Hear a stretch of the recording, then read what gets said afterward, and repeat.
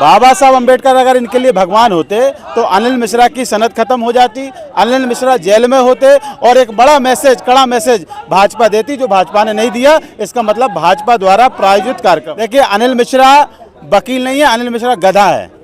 नमस्कार दोस्तों, आज कांग्रेस में एक बड़ा प्रदर्शन रखा गया है।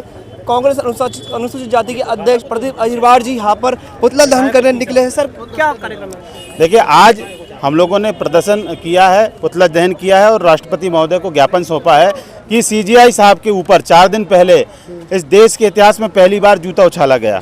और जूता इसलिए उछाला गया कि सीजीआई साहब अनुसूचित जाति वर्ग से हैं। नहीं, भारतीय जनता पार्टी के कई नेताओं ने भगवान का अपमान भी किया है। उनके ऊपर किसी की भावना नहीं प्रेरित होती, कोई उन पर ऐसी कार्रवाई नहीं करता, कोई अपमानजनक टिप्पणी नहीं करता। लेकिन चूंकि सीजीआई दलित समाज से थे और आरएसएस और भाजपा द्वारा ये प्रायोजित कार्यक्रम था, नहीं तो एक व्यक्ति सीजीआई साहब का अपमान करता है, वो आज भी जेल के बाहर है। सर, सीजीआई साहब ने तो माफ कर दिया ना, इसलिए सीजीआई साहब का बड़ा दिल है, उन्होंने माफ कर दिया। लेकिन इस देश की कानून व्यवस्था को अपना काम करना चाहिए। गृह मंत्री जी को उसके खिलाफ कड़ी एक्शन लेनी चाहिए थी, वो नहीं ली गई। इस मध्य प्रदेश के ग्वालियर में मंत्री जी तो ट्वीट करते हैं कि ये बहुत गलत घटना है, डेमोक्रेसी के खिलाफ घटना है, ऐसा नहीं होना चाहिए, मैं इसका खंडन करता हूँ।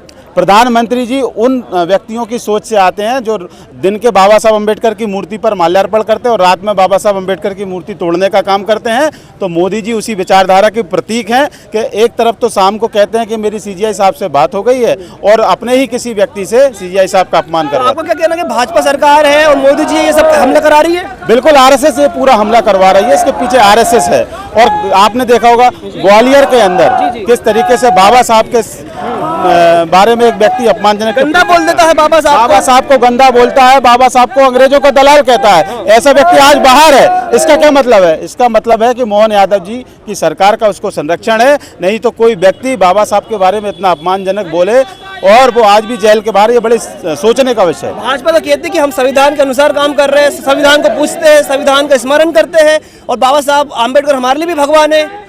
बाबा साहब अम्बेडकर अगर इनके लिए भगवान होते तो अनिल मिश्रा की सनद खत्म हो जाती, अनिल मिश्रा जेल में होते और एक बड़ा मैसेज, कड़ा मैसेज भाजपा देती, जो भाजपा ने नहीं दिया। इसका मतलब भाजपा द्वारा प्रायोजित कार्यक्रम। वो तो अनिल मिश्रा जी की आप जो बात कर रहे हैं एडवोकेट साहब की, वो तो कहता है कि संविधान अम्बेडकर ने लिखा ही नहीं है, वो तो BN राव ने लिखा हुआ है। देखिए, अनिल मिश्रा वकील नहीं है, अनिल मिश्रा गधा है जी, गधा है। जैसे वकील के पैसे को बुद्धिमान वाला पैसा माना जाता है, लेकिन अनिल मिश्रा गधा है और फर्जी डिग्री प्राप्त कर ली है। उसको ये नहीं पता कि जो BN राव साहब थे उस समय संविधान सभा जब गठित हुई थी तो उस समय एक सरकारी मुलाजिम थे और सरकारी मुलाजिम की क्या हैसियत होती है, कोई भोपाल कलेक्टर कौशलेंद्र से पूछ ले कि अगर मोहन यादव जी रोड पर जाए तो ये कौशलेंद्र सिंह 10 किलोमीटर तक पैदल चलने का काम करेगा। इतनी औकात BN राव साहब की थी। अरे वो सब बहुत विद्वान बताते हैं ना, वो लोग कुछ विशेष लोग हैं जो बहुत विद्वान बता रहे हैं। हाँ, तो विद्वान तो कौशलेंद्र भी है, यहाँ का कलेक्टर भी विद्वान है, उसने भी UPSC पास करी है। तो ऐसे ही उस समय BN राव साहब ने भी पास करी थी और वो सरकारी पैसे पे इधर उधर घूमने का काम करते थे। जिस तरीके से आज एक कलेक्टर और SP सरकारी पैसे पे इधर उधर घूमने का काम करते हैं, उनका काम सिर्फ बाबा साहब अम्बेडकर के आदेश की पालना करना था। इससे ज़्यादा BN राव की कोई हैसियत नहीं थी। सर, ये बताइए, 4 से 5 महीने हो रहे हैं, अभी तक ग्वालियर में जो स्टेच्यू लगने की बात चल रही थी वो तक हुई कंप्लीट नहीं है। कांग्रेस का क्या रुख रहेगा आगे? देखिए, हमारा तो पहले दिन से स्टैंड क्लियर है। जीतू पटवारी जी हो, उमंग सिंगार जी हो,